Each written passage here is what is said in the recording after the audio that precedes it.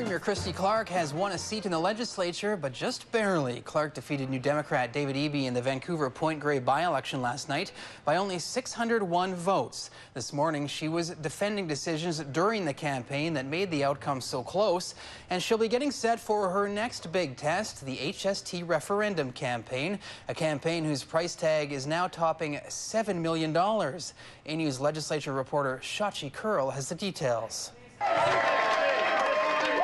Well, it was a squeaker.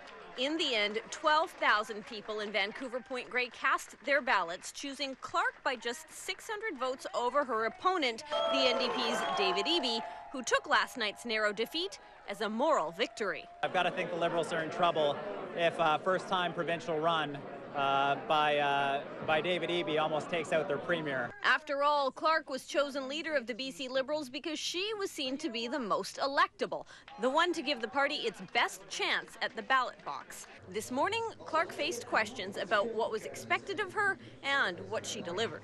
The thing is no campaign is ever perfect. You never get to talk to every single voter. But the bottom line is that she's in, just as the campaign for the HST referendum ramps up. Today, Finance Minister Kevin Falcon unveiled what he's calling an information campaign.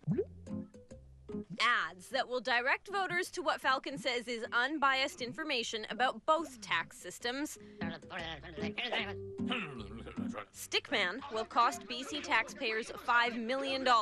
Money Falcon says is well spent. If we didn't provide this information, I think the anger will come after a decision gets made on HST, and then a whole bunch of people realize the ramifications of the decision. The opposition, more weary of the so-called neutrality of the campaign, less amused by the costs. When it seems to be public money required for this campaign, it doesn't seem to be any shortage of it. Fresh from a razor-thin victory for her own seat, it's her government's future that's on the line now. But Clark's not exactly leading the charge for the tax. Well, I'm certainly involved in it in a big way. I've been talking to British Columbians about, and I talked to a lot of people in Vancouver Point Grey about this. But will talking be enough? And will lessons learned from a narrow by-election win translate into success for the HST this summer? Stay tuned. And Christy Clark joins us live with more on the story. Christy, how soon will Christy Clark take her seat in the legislature? Andrew, Christy Clark is going to have to wait for Elections BC to return the writ. That's a fancy way of saying the organization has got to make it official.